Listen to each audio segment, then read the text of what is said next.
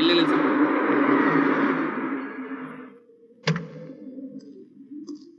ಬನ್ನಿ sir. ಇಳಿರಿ sir. ಬನ್ನಿ sir, ಇಳಿರಿ sir. ಎಷ್ಟು ಪ್ರಶಾಂತವಾಗಿದೆ. ಯಾಕೆ ನಿಲ್ಸಿದ್ರಿ? ಸುಸುನಾ? ಸುಸು ನನಗಲ್ಲ, ಇನ್ ಸ್ವಲ್ಪ ಹೊತ್ತು ನಿಮಗೆ ಬರುತ್ತೆ. No chance, no stock. Stock ಆಗತ್ತೆ. ಒಂದ್ಸಾರಿ ಫ್ಲಾಶ್ ಬ್ಯಾಕ್ ಹೋಗಿ. ನಿಮ್ಗೆಲ್ಲ ಜ್ಞಾಪಕ ಇರುತ್ತೆ, ಹೋಗ್ಲಿ ನಾನಾದ್ರೂ ಜ್ಞಾಪಕ ಇದ್ದೀನಾ? ಅಯ್ಯೋ, ನೀನು ಆ ಸುಬ್ಬಾ ಭಟ್ಟ ನನ್ನ ಜೂನಿಯರ್ಸ್ ಆಗಿರ್ಲಿಲ್ವೇನೋ? ಆಗಿದ್ವಿ. ಆಗ ನೀವು ನನ್ಗೊಂದು ಸಹಾಯ ಮಾಡಿದ್ರಿ, ನೆನಪಿದ್ಯಾ? ನೋಡು, ಎಷ್ಟೋ ಜನಕ್ಕೆ ಸಹಾಯ ಮಾಡಿರ್ತೀವಿ, ಆದ್ರೆ ಮಾಡಿದ್ದನ್ನ ಹೇಳ್ಕೊಳ್ಳೂಬಾರ್ದು, ಅದನ್ನ ನೆನ್ಸ್ಕೊಳ್ಳೂಬಾರ್ದು. ನಾನಂತೂ ನೆನಪಿಟ್ಕೊಂಡಿದ್ದೀನಿ. 1980 1980ರಲ್ಲಿ ನೀನು 20 ಕಿಲೋಮೀಟರ್ಸ್ ಅದೇ ಟೇಬಲ್ ಅಲ್ಲಿ ಹೆಚ್ಚು ಕಮ್ಮಿ ಆಯ್ತು ಅಂತ ನನ್ನ ಮೇಲೆ ಆರೋಪ ಹೊರಿಸಿ ನನ್ನ ಸಸ್ಪೆಂಡ್ ಮಾಡಿ ನನ್ನ ಜೀವನವನ್ನೇ ಹಾಳು ಮಾಡಿದೆ. ಅದಾದ್ರೂ ನೆನಪಿದ್ಯಾ? ಎಲ್ಲೋ ಹಾಳು ಮಾಡಿದೆ. ಸೂಟ್ ಗೀಟ್ ಹಾಕೊಳ್ಳೋದು ಚೆನ್ನಾಗೇ ಇದೆಯಲ್ಲೋ. ನೀನ್ ತಪ್ಪು ಮಾಡಿದ್ದೆ, ಶಿಕ್ಷೆ ಕೊಡ್ಬೇಕಾಗಿತ್ತು, ಕೊಟ್ಟೆ. Anyway, I am sorry. I am sorry. Sorry plus sorry double sorry. ಹೋಗ್ಲಿ, 20 + 20 ಎಷ್ಟೇಳ? ಅಷ್ಟು ಗೊತ್ತಿಲ್ವ ನಿಂಗೆ? ಗೊತ್ತು, 40. ಅದೇ 20 ಕಿಲೋಮೀಟರ್ಸ್ ಹೆಚ್ಚು ಕಮ್ಮಿ ಆಯ್ತು ಅಂತ ನನ್ನನ್ನು ಸಸ್ಪೆಂಡ್ ಮಾಡಿ ನನ್ನನ್ನು ಮನೆಗೆ ಓಡಿಸ್ತೆ. ಹಾಗೆ 20 + 20 40 ಕಿಲೋಮೀಟರ್ಸ್. ಈಗ ನೀನ್ ಇಲ್ಲಿಂದ ಹೊಡು. ಫಾರ್ ಯುವರ್ ಕೈಂಡ್ ಇನ್ಫಾರ್ಮೇಶನ್, ಇಲ್ಲೊಂದು ಬಸ್ ಬರಲ್ಲ, ಆಟೋ ಮೊದಲಿಗೆ ಬರಲ್ಲ, ಎತ್ತಿನ ಗಾಡಿಗಳಂತೂ ಓಡಾಡೋದೇ ಇಲ್ಲ. ಶಾಂತವಾಗಿದೆ, ಪ್ರಶಾಂತವಾಗಿದೆ. ಇಲ್ಲಿಂದ ನೀನು 40 ಕಿಲೋಮೀಟರ್ ಸ್ಪೀಡಲ್ಲಿ ಓಡ್ ಹೋಗು. ನೀನ್ ನಿಲ್ಸಿದ್ದು ಅರ್ಥ ಆಗ್ಲಿಲ್ಲ. ನಿನ್ನ ಡ್ರೈವರ್ ನೋಡು, ಸ್ಟಾಕ್ ಇಳಿಸ್ತಿದ್ದಾನೆ. ನಾನು ಟೆಸ್ಟ್ ಮಾಡ್ತೀನಿ. ಬೇಗ ಮಾಡ.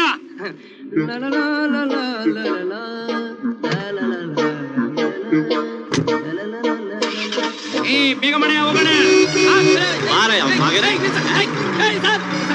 ಮೋಸ ಮಾಡ್ತೀನೋ?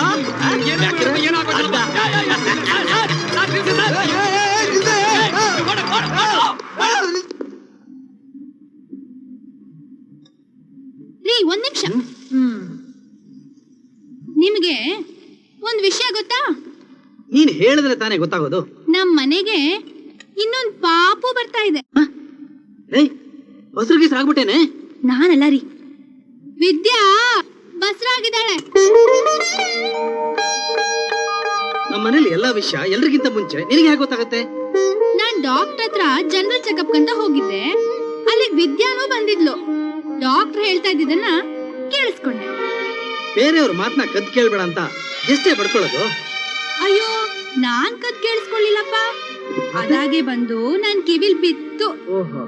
ವಿನ್ಯಾ, ಬಂದೆ ಅತ್ತೆ.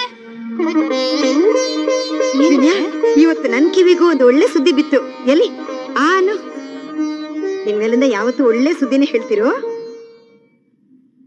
ಲೇ, ಅಮ್ಮ ನಿನ್ನ ಬಾಯಿಗೆ ಸಕ್ಕರೆ ಹಾಕಿದ ಯಾಕೆ ಹೇಳು? ಯಾಕೆ? ಫಿಟ್ಟಿಂಗ್ ಇಡೋದು ಆರೋಗ್ಯಕ್ಕೆ ಒಳ್ಳೇದಲ್ಲ ಅಂತ ಹೇಳೋಕೆ. ನೋಡಿ, ಸ್ವೀಟ್ ತಗೊಳ್ಳಿ. ಏನ್ರಮ್ಮ ವಿಶೇಷ? ಆಮೇಲೆ ಹೇಳ್ತೀನಿ. ಎಲ್ಲ ಮೆಜಮಾನ್ರು ಅಲ್ಲೇ ಇದಾರೆ ನೋಡಿ. ರೀ, ಇಲ್ಲಿ ಬನ್ನಿ. ಏನ್ ಚಿತ್ತ ಇಲ್ಲಿ? ಮೊದಲು ಬಾಯಿ ಸಿಹಿ ಮಾಡ್ಕೊಳ್ಳಿ. ವಿಷಯ?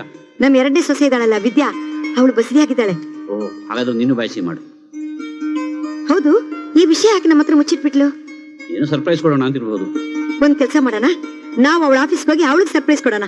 ಬನ್ನಿ. ನಾನು ಯಾಕೆ? ನಾನು ಇಲ್ಲ, ಸಾಕ್ ಬನ್ರಿ, ಇಲ್ಲಿ ಕೊಟ್ಬಿಡಿ. ಬನ್ನಿ, ತಗೊಳಪ್ಪ. ಹೋಗಿ ಬರ್ತೀವಿ. ಡ್ರಾಪ್ ತಗೊಂಡು ಬನ್ರಿ. Hello, what can I do for you? ಇಲ್ಲ, ಹಾಸ್ಪಿಟಲ್ಗೆ ಹೋಗಿದ್ದಾರೆ. Kamala nursing home. ವಿದ್ಯಾ, ಏನಮ್ಮ ಇದು? ಯಾಕೆ ಮಲ್ಕೊಂಡಿದ್ಯಾ? ಏನಾಯ್ತು? ಅಮ್ಮ, ಅದು ಅಬಾರ್ಷನ್. ಅಯ್ಯೋ ದೇವ್ರೆ, ಅಬಾರ್ಷನ್ ಆಗೋಯ್ತಾ? ದೇವ್ರೆ, ಏನಪ್ಪ ಇದು? ನೀನೇ ಕೊಟ್ಟು ನೀನೇ ಕಿತ್ಕೊಂಡ್ಬಿಟ್ಯಾ? ಎಂತ ಕಟ್ಕ ನೀನು. ಹಾಗಲ್ಲಮ್ಮ, ಅದು ನಾವೇ ತೆಗ್ಸಿದ್ದು. ಏನು? ನೀವೇ ತೆಗ್ಸಿದ್ದ? ಹೌದಪ್ಪ. ಸ್ಕ್ಯಾನಿಂಗ್ ರಿಪೋರ್ಟ್ ನಲ್ಲಿ ಮಗು ಹೆಣ್ಣು ಅಂತ ಗೊತ್ತಾಯ್ತು. ಅದಕ್ಕೆ ತೆಗಿಸ್ಬಿಟ್ವಿ. ಎಂತ ಕೆಲಸ ಮಾಡಿದೆ? ಹೆಣ್ಣು ಅಂದ್ರೆ ಕೊಂದ್ಬಿಡ್ತೀಯನೋ? ನಾನ್ ನಿನ್ ಹೆತ್ತವಳು. ಯಾರನ್ನ ಕೊಂದ್ಬಿಡು. ಯಾರು ಹೆಣ್ತಾನೆ ನನ್ನ ಕೊಂದ್ಬಿಡು. ಬಾರೋ ಇಲ್ಲಿ. ಇವಳು ನಿನ್ ಹೆಂಡತಿ, ಇವಳು ಹೆಣ್ತಾನೆ. ಇವಳು ಸಾಯಿಸ್ಬಿಡು, ಕತ್ತಿಸ್ಗೆ ಸಾಯಿಸ್ಬಿಡು. ಹೆಣ್ಣು ಅಂದ್ರೆ ಏನ್ ತಿಳ್ಕೊಂಡಿದ್ದೀರಾ? ಕಣ್ಬಿಡೋಕ್ ಮುಂಚೆನೆ ಆ ಎಳೆ ಕಂದನ್ನ ಚಿವುಟಾಗ್ಬಿಟ್ಟಿಯಲ್ಲೋ. ಹೇಗೋ ಮನಸ್ಸು ಬಂತು ನಿಂಗೆ? ಹೇಗ್ ಮನಸ್ಸು ಬಂತು? ಸಮಾಧಾನ ಮಾಡು. ಹೇಗ್ರಿ ಸಮಾಧಾನ ಮಾಡ್ಕೊಳ್ಳಿ? ನಮ್ಮ ಮನೇಲಿ ಒಂದು ಜೀವ ಹೊರಟೋಗಿದೆ. ಅದು ಸೂತ್ಕದ ಮನೆ ಆಗ್ಬಿಟ್ಟಿದೆ. ಹೋಗಿ ಹೋಗಿ ಇಂಥ ರಾಕ್ಷಸನ ನಾನು ಹೆತ್ತಿದ್ದೀನಲ್ಲ. ಮನುಷ್ಯನ ಇವನು. ಇವನ್ ಈಗ ಆಗ್ತಾನೆ ಅಂತ ಗೊತ್ತಾಗಿದ್ರೆ ಇವನು ಹುಟ್ಟಿದಾಗ್ಲೇ ಇವನ್ ಕತ್ತಿಸ್ಗೆ ನಾನು ಸಾಯಿಸ್ಬಿಡ್ತಿದ್ದೆ. ಆ ಪಾಪ ನನ್ನ ತಲೆ ಕಟ್ಕೋತಾ ಇದ್ದೆ. ಯಾಕೆ ಇವರೆಲ್ಲ ಹೀಗೆ ಆಡ್ತಾರೆ? ಹೆಣ್ಣು ಬಗ್ಗೆ ನನಗೆ ಗೊತ್ತಿಲ್ಲ ಕಣೋ. ಹೆಣ್ಣು ಅಂದ್ರೆ ಏನು ಅಂತ ನಿನಗೆ ಗೊತ್ತಿಲ್ಲ ಕಣೋ. ಹುಟ್ಟಿದಾಗ್ದಿಂದ ಸಾಯೋ ತನಕ ಹೆಣ್ಣು ತನಗಾಗಿ ಬದುಕೋ ದಿವಸಗಳು ಎಷ್ಟಿರ್ತವೆ? ಬಹುಶಃ ಇರೋದೇ ಇಲ್ಲ. ಯಾವುದೇ ಹೆಣ್ಣು ಎಂಥ ಕಷ್ಟ ಬಂದ್ರು ದೇವ್ರೆ ನನಗೆ ಹೆಣ್ಣು ಜನ್ಮ ಸಾಕಪ್ಪ, ಇನ್ ಮುಂದೆ ಕೊಡ್ಬೇಡ ಅಂತ ಹೇಳ್ತಾಳೆ ಹೊರತು ತಾಯ್ತನ ಬೇಡ ಅಂತ ಹೇಳೋದೇ ಇಲ್ಲ ಕಣೋ. ಹೆಣ್ಣುತನ ಪ್ರಕೃತಿ ಆದ್ರೆ ತಾಯ್ತನ ಸಂಸ್ಕೃತಿ ಆಗುತ್ತೆ ಕಣೋ. ಅಂತ ಹೆಣ್ಣನ್ನ ಚಿಟ್ಟಾಗ್ಬಿಟ್ಟಿಯಲ್ಲೋ ನೀನು. ವಿದ್ಯಾ, ಅವನಿಗಂತೂ ಬುದ್ಧಿ ಇಲ್ಲ. ನಿನಗಾದ್ರೂ ತಿಳಿಬೇಡವಮ್ಮ. ನಾನು ಇನ್ನೂ ಬದುಕಿದ್ದೀನಲ್ಲ, ನನ್ನ ಹತ್ರ ಒಂದು ಮಾತು ಕೇಳಬಾರ್ದಾಯ್ತೆ ನೀನು? ಅದು ಹಾಗಲ್ಲ ಅತ್ತೆ, ನಿಮ್ಗೆ ಈಗ್ಲೇ ಕೈ ತುಂಬಾ ಕೆಲ್ಸ. ನಾನು ಮಗುನ್ ಹೆತ್ರೆ ನಿಮ್ ಕೈಯಲ್ಲಿ ಆ ಮಗುನ ನೋಡ್ಕೊಳಕ್ ಆಗುತ್ತೋ ಇಲ್ವೋ ಅಂತ. ನಾನು 3 ಮಕ್ಕಳ ತಾಯಿ ಕಣಮ್ಮ. 2 ಮೊಮ್ಮಕ್ಕಳನ್ನ ಈ ಕೈಯಲ್ಲೇ ತಾಡ್ಸಿದ್ದೀನಿ. ಈ ಒಂದು ಮಗು ನನಗ್ ಭಾರವಾಗುತ್ತೇನಮ್ಮ. ಯಾವತ್ತಾದ್ರೂ ಮಕ್ಕಳನ್ನ ನೋಡ್ಕೊಳಕ್ ಆಗಲ್ಲ ಅಂತ ನಾನು ಹೇಳ್ತೀನೇನಮ್ಮ. ಎಲ್ಲ ನೀವೇ ನಿರ್ಧಾರ ಮಾಡ್ಕೊಳ್ಳಿ. ಸ್ಕ್ಯಾನಿಂಗ್ ಅಂತೆ, ಹೆಣ್ಣು ಮಗು ಅಂತೆ, ಆಭಾಷಣ ಅಂತೆ. ಅತ್ತೆ, ನಾನ್ ಮದುವೆ ಮನೆಗೆ ಯಾವ ಸೀರೆ ಉಡ್ಲಿ? ಅತ್ತೆ, ನಾನ್ ತಾಯಿ ಮನೆಗೆ ಹೋಗ್ಬರ್ಲಾ? ಅತ್ತೆ, ಮಜ್ಜಿಗೆ ಅನ್ನತ್ತಿಲ್ಲ, ಉಪ್ಪಿನಕಾಯಿ ತಿನ್ಲ? ಇಂಥ ಸಣ್ಣ ಸಣ್ಣ ವಿಷಯಕ್ಕೆಲ್ಲ ನಾನು ಕೇಳ್ತಿದ್ದೆ. ನೀನು ಇಂಥ ದೊಡ್ಡ ವಿಷಯದಲ್ಲಿ ಈ ಅತ್ತೆನ ಒಂದು ಮಾತು ಕೇಳಬೇಕು ಅಂತ ನಿನ್ಗೆ ಅನಿಸ್ಲಿಲ್ವಲ್ಲಮ್ಮ? ಅಮ್ಮ, ತಪ್ಪಾಯ್ತಮ್ಮ. ನಿನಗೆ ಹೇಳಿದ್ರೆ ನೀನ್ ಇದಕ್ಕೆ ಒಪ್ಪಲ್ಲ ಅಂತ ನಾವ್ ಹೇಳಿಲ್ಲಮ್ಮ. ಅಂದ್ರೆ ನಾನೀಗ ಒಪ್ಕೋಬೇಕು ಅಂತ ನಾನು ಹೇಳ್ತಿರೋದು? ಅಯ್ಯೋ, ನೀನ್ ಯಾಕಪ್ಪ ತಲೆ ತಗ್ಗಿಸ್ಕೊತೀಯ? ನೀನ್ ಯಾವ ತಪ್ಪು ಮಾಡ್ಲಿಲ್ಲ. ನೀನ್ ತಲೆ ತಗ್ಗಿಸ್ಕೋಬೇಡ. ನಿನ್ನಂತವನಿಗೆ ಈ ಹೊಟ್ಟೆಯಲ್ಲಿ 9 ತಿಂಗಳು ಜಾಗ ಕೊಟ್ಟು ನಾನೇ ತಪ್ಪು ಮಾಡಿದ್ದೀನಿ. ನಾನೇ ತಲೆ ತಗ್ಗಿಸ್ಕೋಬೇಕು. ನಂದೇ ತಪ್ಪಲ್ಲ. ಅಯ್ಯ, ಜಾಸ್ತಿ ಎಣ್ಣೆ ಹಚ್ಚಬೇಡ ಮಮ್ಮಿ, ಅಸಹ್ಯವಾಗಿ ಕಾಣಿಸುತ್ತೆ. ಹೌದು, ನಾನೇನೇ ಮಾಡಿದ್ರು ಈ ಮನೇಲಿ ಎಲ್ರಿಗೂ ಅಸಹ್ಯವಾಗೇ ಇರುತ್ತೆ. ನಿಮ್ ಚಿಕ್ಕಮ್ಮನಾಗೆ ನನ್ಗೂ ಶೋಕಿ ಮಾಡೋ ಅಭ್ಯಾಸ ಇದ್ದಿದ್ರೆ ಅದು ಇದು ಕತೆ ಹೇಳಿ ಆಪರೇಷನ್ ಮಾಡಿಸ್ಕೊಂಡು ನನ್ನ ಸೌಂದರ್ಯನ ಕಾಪಾಡ್ಕೋತಾ ಇದ್ದೆ. ಅಬ್ಬಾ, ನಿನ್ ಸೌಂದರ್ಯಕ್ಕೂ ನಂಗೆ ಎಣ್ಣೆ ಹಚ್ಚಕ್ಕೂ ಏನೇ ಸಂಬಂಧವಿನಿ? ಏಯ್, ಓಹೋ, ನಿಮ್ ಚಿಕ್ಕಮ್ಮ ಯಾಕೆ ಅಬೋಷನ್ ಮಾಡಿಸ್ಕೊಂಡ್ಲು ಅಂತ ಗೊತ್ತಾ? ಜಾಸ್ತಿ ಮಕ್ಕಳಾದ್ರೆ ದಪ್ಪ ಆಗಿ ಸೊಂಟ ಇಳಿ ಬಿದ್ದು ಅಂದ ಹಾಳಾಗೋಗುತ್ತಂತೆ. ಅದನ್ನ ಯಾವ್ದೋ ಪುಸ್ತಕದಲ್ಲಿ ಓದ್ಬಿಟ್ಟು ನನ್ನ ಹತ್ರ ಹೇಳಿದ್ಲು. ಇದನ್ನ ಅತ್ತೆಗೆ ಹೇಳ್ಬೇಡ ಅಂತಾನೂ ಹೇಳಿದ್ಲು.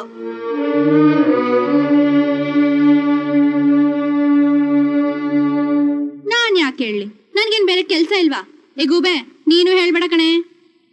ಕೂದಲ್ಗೆ ಎಣ್ಣೆ ಹಚ್ಚು ಅಂದ್ರೆ ಮಿದಲ್ಗೆ ತಿಕ್ತಾ ಇದೆಯಲ್ಲ ಮಮ್ಮಿ. ನೋಡಮ್ಮ ವಿನಯ, ಅವಳು ಸೌಂದರ್ಯ ಕೆಟ್ಟೋಗುತ್ತಂತ ಹಾಗೆ ಮಾಡ್ಕೊಂಡ್ಲು, ಇಲ್ಲ ಇಷ್ಟು ಬೇಗ ಮಕ್ಕಳು ಬೇಡ ಅಂತ ಹಾಗೆ ಮಾಡ್ಕೊಂಡ್ಲು. ಅದು ಅವಳ ಸ್ವಂತ ವಿಷಯ. ಅಂತೂ ಈ ಮನೇಲಿ ಒಂದು ಶಿಶು ಕೊಲೆ ಆಗೋಯ್ತು. ಅದು ಅವಳು ಮಾಡಿದ ಪಾಪ.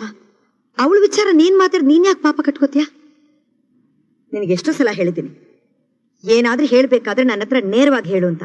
ಎಲ್ಲ ಬಿಟ್ಟು ಈ ಚೇರ್ ಹತ್ರ, ಟೇಬಲ್ ಹತ್ರ, ಫ್ಯಾನ್ ಹತ್ರ, ಗೋಡೆ ಹತ್ರ ಎಲ್ಲ ಹೇಳ್ತಾ ಇರ್ತೀಯ. ಇಂಥ ವಿಷಯಗಳನ್ನೆಲ್ಲ ಮಕ್ಕಳ ಹತ್ರ ಹೇಳ್ತಾ ಇದ್ರೆ ಮುಂದೆ ನಿನ್ನ ಮರ್ಯಾದೆ ಕೆಟ್ಟೋಗುತ್ತೆ. ತಲೆ ಬಾಚು. ಒಳ್ಳೆ ಅಜ್ಜಿ. ಮಮ್ಮಿ, ನಿನ್ಗೆ ಅರ್ಥ ಆಯ್ತಾ? ಅಯ್ಯ,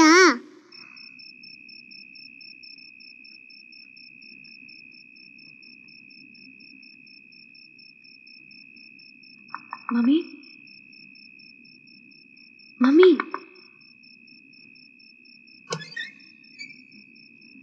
ಬಾಮ್ಮ, ಬಾಗಿಲು ತೆಗೆದಿದೆ, ಒಳಗ್ ಬಾ.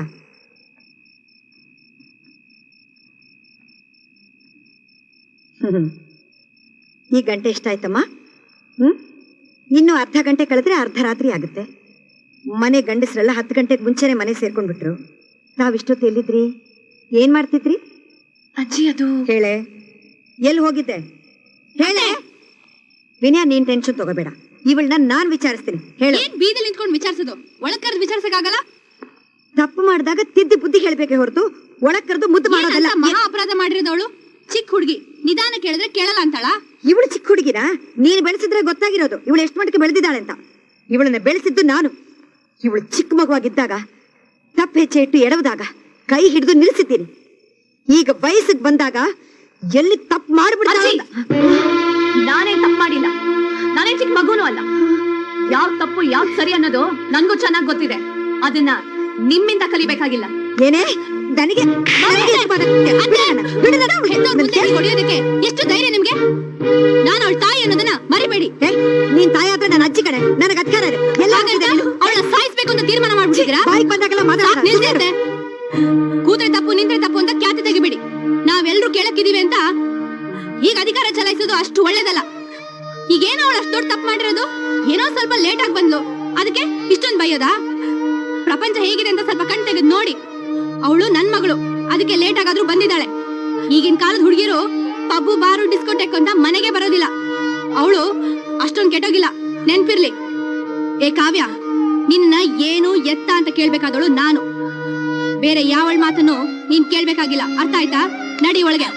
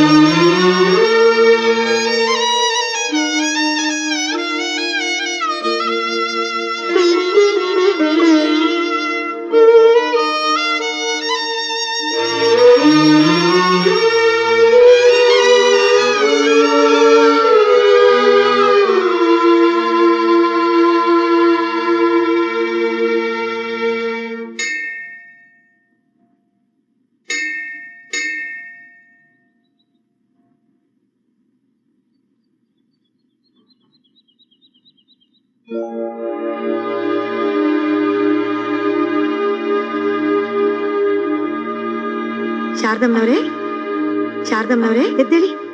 ಇದೇನು ಇಲ್ಲಿ ಮಲಗಿದ್ದೀರಾ? 3 ದಿವಸದಿಂದ ಇಲ್ಲೇ ಇದ್ದೀನಮ್ಮ. ಯಾಕೆ? ನಾನ್ ನಿಮ್ಮನ್ನ ವೃದ್ಧಾಶ್ರಮಕ್ಕೆ ಸೇರಿಸಿದ್ದೆ. ಎಲ್ರನ್ನೂ ಹೊರಗಾಕ್ಬಿಟ್ಟು ಮಾರಾಟಕ್ಕೆ ಇಟ್ಟಿದಾರಮ್ಮ. ಮಾರಾಟನ? ಅದು ನಮ್ ತಂದೆ ದಾನವ ಕೊಟ್ಟಿರೋ ಜಾಗ. ಅದನ್ನ ಯಾರು? ನೀವು ನನ್ನ ಜೊತೆಲಿ ಬನ್ನಿ.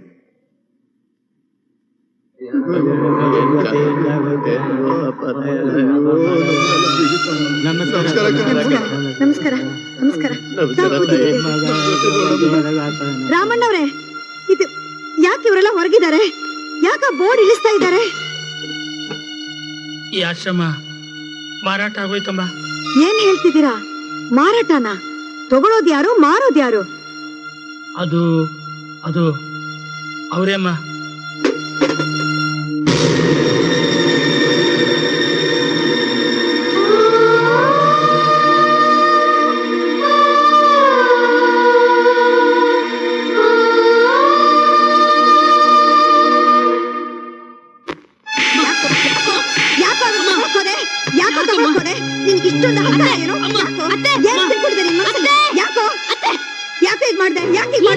ಎಲ್ಲ ವಿಷಯಕ್ಕೂ ಕೈ ಎತ್ತರೆ ಚೆನ್ನಾಗಿರಲ್ಲ. ಏನ್ ತಿಳ್ಕೊಂಡಿದ್ದೀರಾ? ಅವರು ಇಬ್ರು ಮಕ್ಕಳ ತಂದೆ, ನೆನಪಿರ್ಲಿ. ಮಕ್ಕಳನ್ನು ಹುಟ್ಟಿದ ಮಾತ್ರಕ್ಕೆ ತಂದೆ ಆಗೋದಿಲ್ಲಮ್ಮ. ತಾಯಿ ಮನಸ್ಸು ಅರ್ಥ ಮಾಡ್ಕೊಳ್ದೇ ಇರೋನು ತಂದೆ ಆದ್ರೇನು, ತಾತ ಆದ್ರೇನು? ನಿಮ್ಮನ್ನ ಅರ್ಥ ಮಾಡ್ಕೊಂಡಿಲ್ಲ. ನೀವ್ ಹೇಳ್ದಂಗೆ ಕೇಳ್ಕೊಂಡು ಬಿದ್ದಿರೋ ಅಂತನಾ? ನಿಮ್ ಎದುರುಗಡೆ ನಿಮ್ ಗಂಡನ ಮೇಲೆ ಯಾರಾದ್ರೂ ಕೈ ಎತ್ತಿದ್ರೆ ನೀವು ಸುಮ್ನೆ ಇರ್ತೀರಾ? ವಿಷಯ ಬಿಟ್ಟು ಎಲ್ಲೆಲ್ಲೋ ಹೋಗ್ಬೇಡ, ವಿಷಯ ಬಿಟ್ಟು ಎಲ್ಲೆಲ್ಲೋ ಹೋಗ್ಬೇಡ. ತಪ್ಪು ಮಾಡಿದವ್ರು ಗಂಡ ಆದ್ರೇನು, ಯಾರಾಗಿದ್ರೇನು ತಪ್ಪು ತಪ್ಪೆ ತಪ್ಪೆ. ನಿಮ್ಮ ಹತ್ರ ಹೊಡ್ಸ್ಕೊಳ್ಳೋ ತಪ್ಪು ಅವ್ರು ಏನ್ ಮಾಡಿದ್ದಾರೆ? ಹೈ, ಅವ್ರು ಮಾಡಿದ ತಪ್ಪು ನಿನ್ ಗೊತ್ತಿಲ್ವೇನೆ? ಆ ತಪ್ಪನಲ್ಲಿ ನಿಂದ ಅರ್ಧ ಪಾಲಿದೆ ಕಣೆ. ಛೀ, ಈ ವಯಸ್ಸಾದವರೇ ಹೀಗೆ. ಯಾರಾದ್ರೂ ಉದ್ಧಾರ ಆಗ್ತಾರೆ ಅಂದ್ರೆ ಸಹಿಸ್ಕೊಳಕ್ ಆಗೋದಿಲ್ಲ. ಯಾರಾದ್ರೂ ಯಾಕೆ ಸ್ವಂತ ಮಗನೇ ಮುಂದೆ ಬರ್ತಾನೆ ಅಂದ್ರೆ ತಡ್ಕೊಳಕ್ ಆಗೋದಿಲ್ಲ. ನಾಲಿಗೆ ಇದೆ ಅಂತ ಬಾಯಿ ಬಂದಾಗೆಲ್ಲ ಮಾತಾಡ್ಬೇಡ. ಹೌದೌದು, ಇಷ್ಟ ದಿನ ಮಾತಾಡದೆ ಸುಮ್ನೆ ಇದ್ದಿದ್ದಕ್ಕೆ ಸವಾರಿ ಮಾಡಿದ್ದು. ಕಡಿಮೆ ಬೆಲೆಗೆ ಆಸ್ತಿ ಸಿಕ್ತು ಅಂತ ತಗೊಂಡ್ರೆ ಅದು ದೊಡ್ಡ ತಪ್ಪ. ಯಾವಾಗ ಇವಳು ಬುದ್ಧಿ ಇಲ್ಲದೆ ಮಾತಾಡ್ತಾಳೆ? ಅದು ತಗೊಳ್ಳೋಂತ ಆಸ್ತಿ ಅಲ್ಲ ಕಣೆ, ವೃದ್ಧಾಶ್ರಮ. ದಿಕ್ಕು ದೆಸೆ ಇಲ್ದವ್ರಿಗೆ ನೀರು ನೆರಳು ಕೊಡೋ ಆಶ್ರಯ ಸ್ಥಾನ. ಹೆತ್ತ ಮಕ್ಕಳು ಒಂದು ಹಿಡಿ ಅನ್ನ ಹಾಕ್ತೆ ಬೀದಿಗೆ ತಳ್ಳಿದ್ರೆ ಅಂತ ಅವರು ಕಡೆ ಕಾಲದಲ್ಲಿ ನೆಮ್ಮದಿಯಾಗಿ ಕಣ್ಣು ಮುಚ್ಕೊಳ್ಳಿ ಅಂತ ನಮ್ ತಂದೆ ದಾನವ ಕೊಟ್ಟಿರೋ ಜಾಗ ಅದು. ದಿಕ್ಕಿಲ್ದವ್ರ ಪಾಲಿಗೆ ಅದು ದೇವಸ್ಥಾನ. ಅಲ್ಲಿರೋರ್ನ ಓಡಿಸಿ ಆ ಜಾಗ ಯಾರೇ ತಗೊಂಡ್ರು ಅವರೇ ಅಲ್ಲ, ಅವ್ರ ವಂಶನೇ ಉದ್ಧಾರ ಆಗಲ್ಲ. ಸಾಕ್ ನಿಲ್ಸಿ ಅತ್ತೆ ನಿಮ್ ಗೊಡ್ಡು ಪುರಾಣನ. ದೇವಸ್ಥಾನನೇ ಉಳಿಸಿ ಕಾಂಪ್ಲೆಕ್ಸ್ ಕಟ್ಟೋ ಕಾಲ ಇದು. ನಾವ್ ತಗೊಳ್ಳಿಲ್ಲ ಅಂದ್ರೆ ಇನ್ಯಾವನೋ ತಗೊಂಡಿರೋನು ಅವನ್ಗೂ ಕೆನ್ನೆಗೆ ಹೊಡಿತಾ ಇದ್ರಾ? ವಿನಯ, ನಾನ್ ಮಾತಾಡ್ತಿರೋದು ನಮ್ಮನೆ ವಿಚಾರ. ನೋಡಮ್ಮ, ಈ ಮನೇಲಿ ನಾವಿಬ್ರು ದೊಡ್ಡವ್ರು ಇನ್ನೂ ಬದುಕಿದೀವಿ ಅನ್ನೋ ಪ್ರಜ್ಞೆ ಬೇಡವೆ? ಆ ಆಸ್ತಿ ತಗೊಳಕ್ ಮುಂಚೆ ಒಂದು ಮಾತು ನಮ್ಮನ್ನ ಕೇಳ್ಬೇಕು ಅಂತ ಅನ್ನಿಸ್ಲಿಲ್ವಾ? ಹಾಗೇನಿಲ್ಲಮ್ಮ, ನಾವು ನಿಮ್ಮನ್ನ ಕೇಳ್ಬೇಕು ಅಂತಾನೆ ಇದ್ವಿ. ಯಾವಾಗ್ಲೂ ಹೇಳೋದು? ಯಾವಾಗ? ನಾನ್ ಸತ್ತ ಮೇಲ? ಯಾಕತ್ತೆ ಎಲ್ಲಾ ವಿಷಯಕ್ಕೂ ಜಗಳ ಮಾಡ್ತೀರಾ? ಮಕ್ಕಳ ಬೆಳವಣಿಗೆ ಕಂಡು ನಿಮ್ಗೊಂಚೂರು ಖುಷಿ ಪಡಕ್ ಬರಲ್ವಾ? ಅಂದ್ರೆ ಮಕ್ಳು ಏನೇ ಮಾಡಿದ್ರು ಅಪ್ಪ ಅಮ್ಮನ್ ಹೇಳೇ ಮಾಡ್ಬೇಕಾ? ಪ್ರತಿಯೊಂದು ವಿಷಯ ನಮ್ಮ ಹತ್ರ ಹೇಳ್ಬೇಕು ಅಂತ ನಾನು ಹೇಳ್ತಾ ಇಲ್ಲ ವಿನಯ. ಯಾವ್ಯಾವ್ದು ಹೇಳ್ಬೇಕೋ ಅದ್ರ ಹೇಳಲೇಬೇಕು. ಇಷ್ಟೊಂದು ದೊಡ್ಡ ವಿಷಯ ನಮ್ಮ ಹತ್ರ ಹೇಳ್ದೆ ನೀವು ಮುಚ್ಚಿಟ್ಟಿದ್ದೀರಾ, ಅದು ತಪ್ಪು. ಸಾಕಮ್ಮ ಸಾಕು, ನನಗೂ ಕೇಳಿ ಕೇಳಿ ಸಾಕಾಗೋಯ್ತು. ಇಸ್ಬಿಟ್ಟು ರೇಸ್ ಜೂಜು ಅಂತ ಆಸ್ತಿ ಕಳೆದ್ರೆ ಅದು ತಪ್ಪು, ಆಸ್ತಿ ಮಾಡಿದ್ರೆ ಅದು ತಪ್ಪ. ಯಾಕೋ ಹೀಗ್ ಮಾತಾಡ್ತೀಯಾ? ಆಶ್ರಮದಲ್ಲಿ 100 ಜನ ನಿರ್ಗತಿಕರಿದ್ದಾರೆ.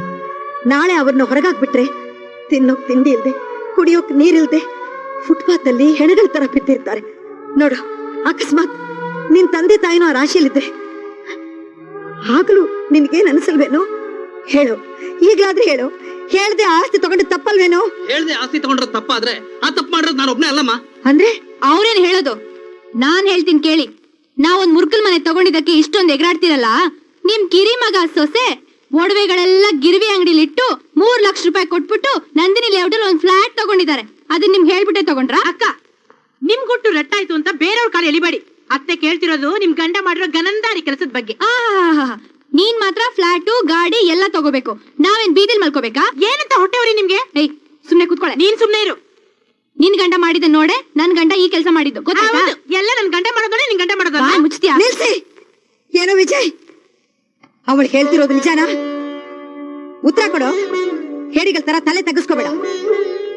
ತಪ್ಪು ಮಾಡೋವಾಗಿರೋ ಧೈರ್ಯ ಅದನ್ನ ಹೇಳೋವಾಗ್ಲೂ ಇರ್ಬೇಕು. ತಪ್ಪು ತಪ್ಪು ತಪ್ಪು, ಕೂತ್ರು ತಪ್ಪು, ನಿಂತ್ರು ತಪ್ಪು.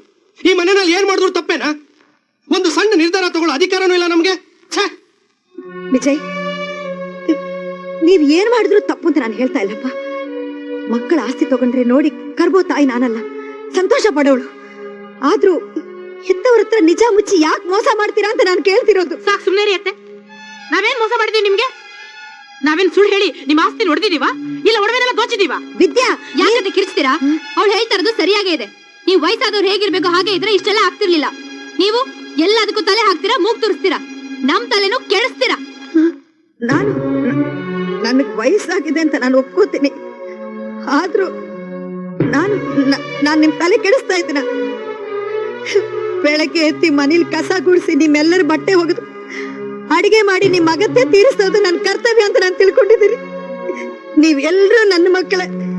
ಅದಕ್ಕೆ ಎಲ್ಲದಕ್ಕೂ ನಾನು ನಿಮ್ಮನ್ನ ಪ್ರಶ್ನೆ ಹಾಕೋದು, ಅದು ನಾನ್ ಮೂಗ್ ತೋರ್ಸೋದ? ನೋಡಿದ್ರೇನ್ರಿ ಏನ್ ಮಾತಾಡ್ತಾರೆ? ಒಂಚೂರು ಮರ್ಯಾದೆ ಇಲ್ದೆ ನಾನ್ ತಲೆ ಹಾಕ್ತೀನಿ, ತಲೆ ತಿಂತೀನಿ, ಮೂಗ್ ತೋರಿಸ್ತೀನಿ ಅಂತ ಅಷ್ಟೇ. ನಾನು ಆ ರೀತಿ ಎಲ್ಲ ಹೇಳಿದ್ದು. ನಾವೇನೇ ಮಾಡ್ಬೇಕಾದ್ರೂ ನಿಮ್ನ ಕೇಳಲೇಬೇಕು ಅಂತ ರೂಲ್ಸ್ ಮಾಡ್ತಿರಲ್ಲ, ಅದನ್ನ ತಲೆ ಹಾಕ್ತೀರಾ ಅಂತ ಹೇಳಿದ್ದು. ಮಕ್ಕಳನ್ನ ಹೆರಬೇಕು ಅಂದ್ರೆ ಕೇಳ್ಬೇಕು, ತೆಗಿಸ್ಬೇಕು ಅಂದ್ರೆ ಅದನ್ನೂ ಕೇಳ್ಬೇಕು. ಕಾಲೇಜಿಂದ ಬರಕ್ ಸ್ವಲ್ಪ ಲೇಟ್ ಆದ್ರೂ ಯಾಕೆ ಅಂತ ಕಾರಣ ಹೇಳ್ಬೇಕು. ಒಂದು ಸಿನಿಮಾ ನೋಡೋಕು ನಿನ್ ಪರ್ಮಿಷನ್ ಕೇಳ್ಬೇಕಾ? ನಮಗೆ ಅಂತ ಒಂಚೂರು ಸ್ವತಂತ್ರ ಇಲ್ವಾ?